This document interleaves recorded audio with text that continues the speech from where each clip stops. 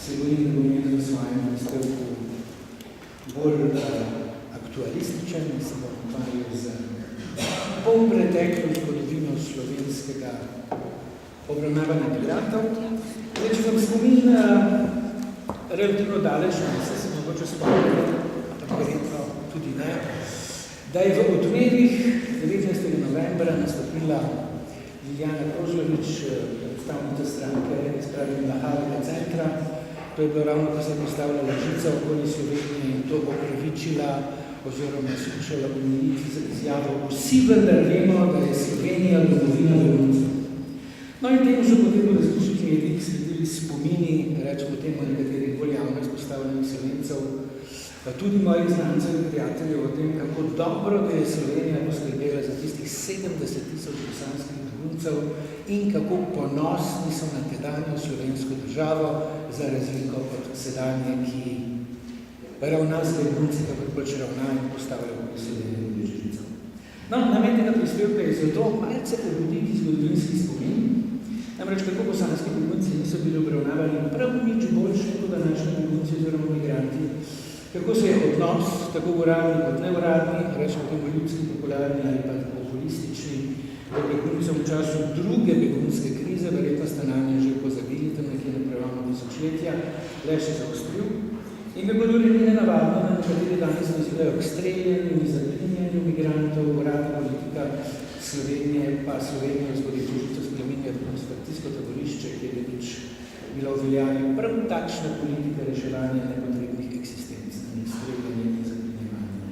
Simbolika je v tem primeru vsaj neprijetna, če že ne povedna. No, pri tem se bom nažalost zaradi časovno omejenosti tudi sam prisilno omejiti predvsem na način govora o beguncih in migrantih, še posebej na poimenovanje, ki so biti deležni strani tako imenovanega avtohtonega prebivalstva. In sklenil z ugotovitvijo, da ima to vrstni odziv, ki sicer sploh ni značilna samo za Slovenijo, temveč za večino držav, ki se soočajo z večjim prihodom beguncev oziroma migrantov, vse značilnosti prafašizma oziroma večnega fašizma, kako je leta 1990, ko smo pisali prvo študijo o obravnavi bosanskih beguncev, tukaj je tale knjižica, strani danes slovenske države opredelil Umberto Eco, kot je čisto na koncu. No, za začetek, kot kvintesenca pravkar omenjene zgodovinske kontinuitete pri slovenske obravnavi beguncev, samo kratek navedek iz pravkar omenjene študije, najdete ga tudi, če ste si pogledali knjigo povzetkov. To je citat. Ko se v začetku leta 1992 začela vojna obih, je begunski val preplavil tako moralne možnosti kot zmožnosti ekonomske izčrpanja Slovenije. Celo ugledni intelektualci levičarske provenience so opozarjali, da smo z bosanskimi begunci postavljeni pred izbiro med človekoljubjem in odgovornostjo za lastne družine. Begunci izbih, da so namreč povzročili vse več reda, motili navadi lokalnega prebivalstva, povzročili naraščanje nacionalnih napetosti, bili potencialni storilci kaznivih dejanj, če ne omenjam tega, da je njihovo zdravstveno stanje že hudo načeto in da utegne izpustiti manjše epidemije in da gre pri njih seveda za drugačno civilizacijsko in kulturno raven ter vedenjske vzorce. Še enkrat, da ne bo pomote, te besede so bile zapisane o bosanskih beguncih, ne o ilegalnih prebežnikih, pribežnikih, ilegalcih, migrantih, emigrantih, imigrantih, azilantih, ilegalcih in tujcih, ki so ob prelomu tisočletja, to je citat, pritiskali na naše meje, danes pa v še mnogo večjem številu prečkajo ozemlje Republike Slovenije. In pri vsem tem silnem naporu za slovenske državne meje je že v drugem valu, torej v koncu 90 let, prišlo do zanimive preobrazbe in predelave zadev. Bosanski begunci, za katere so mediji in nekatere državne ustanove v začetku 90-ih uporabljale povsem enake diskvalifikacije, kakršne so v koncu 90-ih uporabljale za tako imenovane ilegalne prestopnike slovenske državne meje, so nenadoma postali naši. Naši zato, ker smo nas v zadnji nekoč vendarle živeli v isti državi, pri čemer je bil v začetku 90-ih v rabi prav nasprotne ljudi. Če tudi smo nekoč živeli v skupni državi, jih nismo dolžni sprejeti. Postali so celo tako zelo naši, da mediji poimenovanja begunec, tako imenovane ilegalne prestopnike slovenske državne meje, skoraj niso več uporabljali. Pa čeprav so ustrezali tako opredelitvam kot konvencije Združenih narodov, ki ureja status beguncev, kakor opredelitvam Ženevske konvencije. Begunci so nenadoma postali le bosanski begunci, to je tisti, ki so bežali pred vojno. Besede imajo pač očitno svojo imanentno težo in begunci so potem takem lahko bili tisti, ki pred nečim bežijo, pred nečim otepljivo nedvoumnim, kar je za Slovence pač bila vojno bih, če ne zaradi drugega, pa zaradi geografske režime. Begunec je skratka beseda, ki je skoraj preobložena s pomenom in je zato ni mogoče podeljevati komu. Še zlasti neznanim in nepovabljenim prišlekom srednjih pogledov in neznanih namenov. To je citat iz kolumne Alojza Ihana iz preloma tisočletja, ki se blatni in umazani plazijo preko naših meja in dodajo misli. Ti so pač lahko le prebežniki. Ljudje, ki so iz neznanih razlogov prebežali v Slovenijo, pot pa nameravajo oziroma se nameravajo nadaljevati najpogosteje jezikom. Prebežniki je tudi že konec 90 let postavili za kategorijo ljudi, ki se je na slovenskem ozemlju znašla tako slučajno, nekako posili okoliščin, ker se je Slovenija pač znašla na njihovi poti. Da tudi tako imenovani prebežniki najverjetneje pred nečim bežijo, prav kot begunci, Slovenci očitno niso hoteli videti in vedeti, saj so si za enega od poimenovanj zanje izbrali izraz, ki poudarja predvsem naključnost, nestalnost in kratkoročnost njihovega bivanja v Sloveniji. Slovenijo so le prebežali. Izraz pribežniki se konec 90-ih verjetno prav zato ni prijel, se je preveč nedvoumno implicira, da je nekdo nekam pribežal, da je torej prišel na svoj končni cilj in ima namen tam tudi ostati. In če izraz prebežniki še ohranjali minimalno povezavo z osodnim položajem teh ljudi, ki so po večini bežali pred politično in ekonomsko negotovostjo v svoji državi, jih poimenovanje ilegalci, ki je bilo konec 90-ih pravzaprav najbolj razširjeno, že v celoti in povsem zaščo kriminalno podzemlje. Ilegalci so pač predvsem nekdo, ki je zagrešil neko nelegalno, to je protipravno dejanje, ki je tako ali drugače rešil zakon. Vendar pa seveda poimenovanje ilegalec z ničemer več niti ne aludira na to, da je za človeka, ki pred nečim beži. Tisti, ki vidi ilegalce, pač videli ljudi, ki so kršili zakon in jih je treba temu primerno obravnavati. Na prvi pogled malce nenavadno se zdi, da se je za poimenovanje ljudi, ki so ilegalno prestopali slovensko državno mejo, konec 90-ih uveljavil tudi izraz tujci. Seveda so tujci. Prav kakor so tujci vsi, ki so z veljavnimi neslovenskimi potnimi listi, povsem legalno prestopili slovensko državno mejo, ali pa ne nazadnje množice sodržavljanov, ki jih vsak dan srečujejo na ulici, pa jih osebno ne poznamo. Tujci, kot povsem pravna kategorija, domnevno pravna kategorija, so vedno bili, so. In tujci so tako tisti, ki imajo potni list, kakor tudi tisti, ki ga nimajo. Če tako splošno in neutralno poimenovanje nenadoma začnemo uporabljati predvsem za ljudi, ki so nelegalno pristopili slovensko državno mejo, potem to pač nedvoumno kaže neko temeljno nelagodje in ambivalentni odnos, ki ga imajo Slovenci do tujcev sploh, pravzaprav tudi do anonimnežev, ki jih vsak dan srečujejo na ulici. Dokler tujci prihajajo z veljavnimi potnimi listi, da nimo na počitnice, je to kajpak sprejemljivo, celo imenitno. Temu Slovenci ponosno pravijo, oziroma pravimo, tradicionalno slovensko gostoljubje. Ko pa se tujci v želji, da prišli na zahod, v Slovenijo priplazijo po kakšni blatni grapi, tradicionalno slovensko gostoljubje pokaže svojo drugo plat, nestrpnost in odpor. Stujko se temu, kot veste, pravi ksenofobija. Ampak seveda se Slovenci temu izrazno zagibajo in na celo zavračajo. Besede imajo pač, kakor smo videli v primeru izraza begunec, včasih preveliko teže. No, imajo pa besede poleg teže tudi svojo zgodovino in svoj minimalni osnovni pomen. Ne glede na tistega, ki smo ga bolj neprezali sami. V Republiki Sloveniji, ki je bolj pravna in socialna država, vsekakor podpisnica mednarodnih sporazumov o varstvu človekovih pravic in konvencijo o beguncih, smo tako konec 90-ih let dobili Center za odstranjevanje tujcev. Prav ste slišali, Center za odstranjevanje tujcev.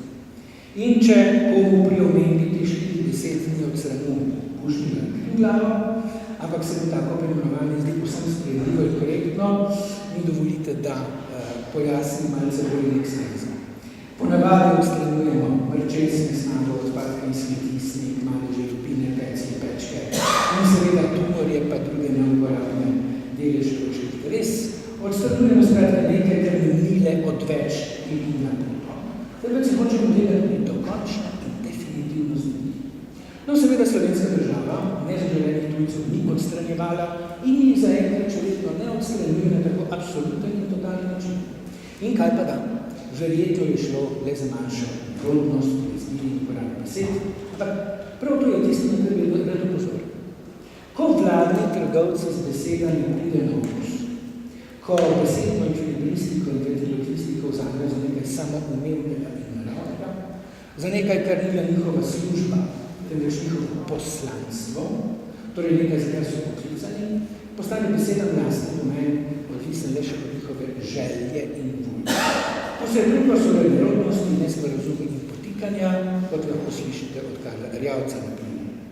Pa vendar, če jim kljub samo ne popustimo še za korak in dopustimo, da je šlo v primeru odstranjevanja tujcev samo za nerodnost in nesporazum. Enem govorčeva nerodnost in izgled besed pravzaprav ne pove več o tem, kaj je govoril z dejansko v mislih in kaj je v resnici hotel povedati, kakor pa besede, ki jih je skrbno stehtal, ali nam nesporazum ne pove še vsaj tega, kako je povedano tudi še mogoče razumeti. Pa se bojim, da pri odstranjevanju tujcev ni šlo za kako posebno nerodnost ali nesporazum, temveč za očitno vse bolj globalno in globoko prepričanje, da vsi le nismo enaki. Dokaz oziroma potrditev tega je prav v tistih časih nepričakovana prišla z navidezno povsem drugega področja. Namreč pri iskanju rešitev, kam z maščobami, ki nastanejo pri predelavi klavničnih odpadkov, potencialno norih krav, ki so bili takrat še precej razžirjene v mesno kostno moko, je ob prelomu tisočletja nekdo povsem resno predlagal, da bi obrolili pri proizvodnji mila za manj razvite države. In da ne bo pomote, to je bilo predlagano v Republiki Sloveniji. Medtem ko so pa nekatere države Evropske unije, Slovenija tudi takrat že bila, precej prostodušno predlagali, da bi meso krav okuženih za BSE kratko malo izvozili v države, ki trpijo lakoto. Kar nedvoumno kaže na vedno večji, nikakor ne manjši razkorak med nami in njimi. In kakšen je ta razkorak danes, v času migrantske krize, ki postaje nekoliko globalna, če to želimo? No, vsekakor se zdi, da domisli v centru za odstranjevanje tujcev iz 15 let ni bil le nerodna pomota ali slaba šala, ampak učinek globoko zakorenjene brutovodne ideologije na slovenska, ki jo prvi vzpodbudi neženirano in nekontrolirano privre na dan. Temu gospodu je ime Sebastian Erla. Verjetno lahko vidite, da je veliki tudi stranke SDS. Ni sicer očitno si je to na svoji bitni telo napisal s čokolado ali s kakšno drugo telesno tekočino, ampak ko je Orban pričel postavljati ograjo okoli Madžarske, je slovensko javnost, pa tudi malce širše, razveselil s tole izjavo. Dovoliti na Twitterju, dovoliti približanje Neji zgolj na 500 metrov, kar je več vse postreliti, Bog bo že spoznal svoje. Malce manj pa se vdebnete spomniti, da je že v času takratovanih vse slovenskih ustaj, konec leta 2012 in začetku 2013, iskreno obžaloval in to v tisku, da policija proti protestnikom ne more in ne sme uporabiti strelnega orožja. Kaj to pomeni, kako lahko to razumemo? Preprosto. Da drugačni in drugačni misleči seveda so lahko drugačni in tudi misli drugače, dokler se javno ne pokaže na glas. Poziv uporabe orožja proti drugačni in drugačni misleči namreč implicira, da s tistimi, ki svoje drugačnosti ne skrivajo, ne samo, da ni mogoče razpravljati, ampak tudi tolerirati in poleg sebe ni mogoče, potrebno jih je nemudoma eliminirati. Še veliko bolj jasni so bili, recimo temu povprečni, navadni, običajni, kakorkoli že Slovenci, ki uporabljajo večino Facebook in Twitter. Za njih so bili, in tole je nekakva priložnostna statistika, te stvari so bili naknadno seveda z njihovih profilov in iz strani Slovenije v celotni izbrisane. Za njih so bili begunci v glavnem kamat in borazen, potrebno jih je zatovčiti in zapliniti, potrebno je oživiti krematorije, Dachau in Auschwitz, rehabilitirati skrbne načrtovalce vlakovnih prevozov, kar je očitno iluzija na Judov v koncentracijska taborišča in oživiti Dolfeta. Tujce v obliki migrantov je torej potrebno ne le odstraniti, ampak fizično izničiti. Zanimiva in povedna je tudi metaforika, ki v povezavi z migranti uporablja uradna politika in to ne le v Sloveniji. Najpogostejša metafora, ki jo srečamo že v povezavi z bosanskimi begunci, je brez doma val, namreč begunski val. Nedosti nam pogosta je reka beguncev. Svoj izjemni avtorski prispevek tej precej žalostni metaforiki pa je dodal britanski prvi minister z izjavo, da migranti prihajajo v roj. Zdaj, kaj je skupnega valovom rekom rojem po navadi insektov? Da gre za naravne sile, ki jih je težko kontrolirati. Da se vdirajo pot, kjer je to najlažje in za seboj po navadi puščajo opustošenje, tudi bolezni. Da gre za masovne agregatne pojave, v katerih ni prostora za individualnost. Skratka, migranti in migranci so predstavljeni kot naravna sila, ki za seboj pušča razdejanje in se jih potrebno predstaviti na vse nemočne načine, tudi s fizičnimi ovirami in neposrednim odstranjevanjem. Center za odstranjevanje tujcev, ograje in bodeče žica torej nikakor niso vključeni. V slovenskih pa tudi evropskih reakcijah na pripravljanje migracije namreč lahko zasledimo večino hotelskih projektov v svojem članku iz leta 95-letni fašizem ali 14 gledov na črno srajco opredeljuje kot tipične za prafašizem ali večni fašizem. Tule so vse tele, ki jih lahko zaznamo pri govorjenju o beguncih. Kult tradicije oziroma domačijskosti, zavračanje modernosti, nezaupanje do intelektualcev in različnosti, slavljenje neumja, strah pred razlikami in različnostjo, prezir do individualizma, ponos, da smo rojeni v isti državi, monolitno izražanje skupne volje in nekakšen novo rek, za katerega je značilno pa ne ravno nove besede, temveč predvsej osiromašene besede. In ne pozabimo, če ego opozarja, da navednih lastnosti ni mogoče organizirati v nek koherenten sistem, da so si pogosto celo medsebojno kontradiktorne, je pa dovolj ne ena sama